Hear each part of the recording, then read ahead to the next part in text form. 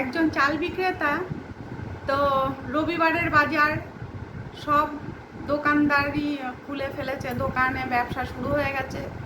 এবার একটু যখন বেলা হয়েছে তখন প্রচুর ভিড়, আর রবিবার ছিল বলে বেশি ভিড় ছিল। আর তার দোকান পাইকারি, খুচরো সবই বিক্রি হতো, সেজন্য সেদিনকে প্রচুর ভিড় দোকানে। আর যেহেতু চালের দোকান, চালের দোকানে চাল মাপা বস্তা নিচ্ছে কেউ, অল্প নিচ্ছে কেউ, হ্যাঁ, আবার পাইকারি কেউ নিতে আসছে। তো এরকম ব্যবসা করতে করতে হঠাৎ করে একজন ভদ্রলোক এসে বলল কি, দাদা চাল কত করে, অমুক চাল কত করে। তা উনি দাম টাম করে টোরে বললো, দাদা আমি এক বস্তা চাল নেব, আমাকে এক বস্তা চাল দিন। তা ওই 40 কিলো যে বস্তা আছে সেই বস্তার এক বস্তা চাল নিয়েছে।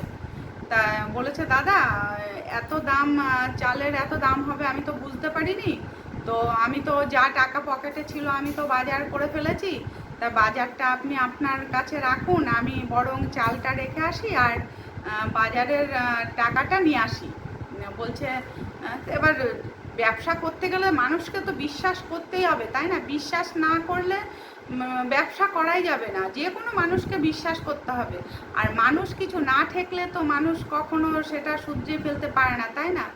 তখন ওই চাল বিক্রেতা বলেছে কি, ঠিক আছে দাদা, আপনি চালটা নিয়ে রেখে আসুন আর টাকাটা নিয়ে আসুন, আর বাজারে ব্যাগ রাখারই বা কি দরকার, আপনি নিয়ে যান না। বলছে, না না, ব্যাগটা থাকুক, তাহলে আপনি তো বুঝতে পারবেন যে হ্যাঁ আমি আবার আসবো, আপনার কাছে তো কিছু রেখে যাওয়া আমার দরকার।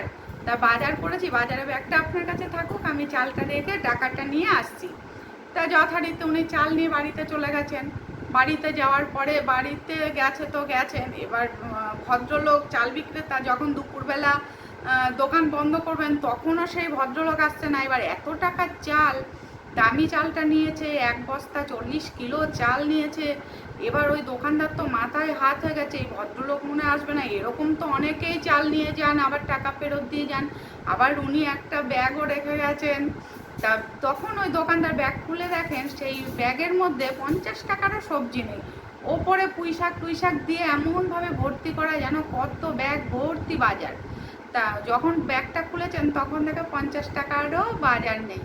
তখন ভদ্রলোক তো মাথায় হাত দিয়ে বসে পড়েছেন। ওই ভদ্রলোক সেই গেল তো গেলই, আর ফিরে আসলো না। তখন তো উনি মানে কি করবেন, অত টাকার চাল। বলছে যে আমার জীবনে আমি এত বছর ব্যবসা করছি, কোনোদিনও এরকম আমি মানুষ পাইনি যে এরকমভাবে আমাকে মাথায় হাত বুলিয়ে চাল নিয়ে চলে গেল, অথচ আমি বুঝতেও পারলাম না অসৎ মানুষটাকে। এইরকমভাবে অসৎ পথে উনি খাবার খাবেন?